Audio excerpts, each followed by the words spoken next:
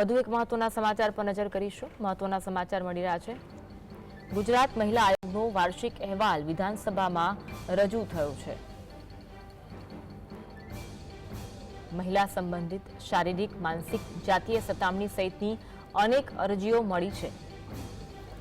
March 2023 થી March 2024 સુધીમાં 1532 અરજીઓ મળી હોવાની વાત વિધાનસભા ગૃહમાં સ્વીકારવામાં આવી। અગાઉના વર્ષની 662 અરજીઓ પેન્ડિંગ જોવા મળી છે। કુલ 1491 અરજીઓનો નિકાલ કરાયો છે।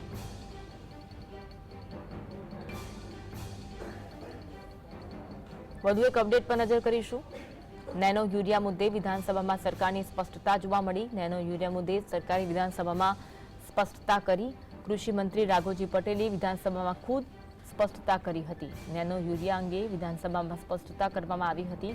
યુરિયાની થેલી સાથે નેનો યુરિયાની ફરજ પાડી ન શકાય તેવું કૃષિ મંત્રીએ વિધાનસભામાં સ્પષ્ટતા કરી હતી। સરકારે યુરિયા સાથે નેનો યુરિયા લેવાનો કોઈ નિયમ બનાવ્યો નથી, કારણ કે અત્યારે ખેડૂતોને યુરિયા સાથે નેનો યુરિયા લેવાની ફરજ પાડવામાં આવે છે। તે અંગે કૃષિ મંત્રી દ્વારા વિધાનસભા ગૃહમાં સ્પષ્ટતા કરવામાં આવી। નેનો યુરિયાની ફરજ પડાશે તો આ અંગે પગલાં લેવામાં આવશે તેવું કહેવામાં આવ્યું। નેનો ખાતાની ફરજ પડાશે તો વિક્રેતાનું લાયસન્સ રદ થશે ત્યાં સુધીની કાર્યવાહી કરવામાં આવશે। આપના ધારાસભ્યને વિધાનસભામાં પ્રશ્ન કર્યો હતો, જેનો જવાબ આપવામાં આવ્યો હતો।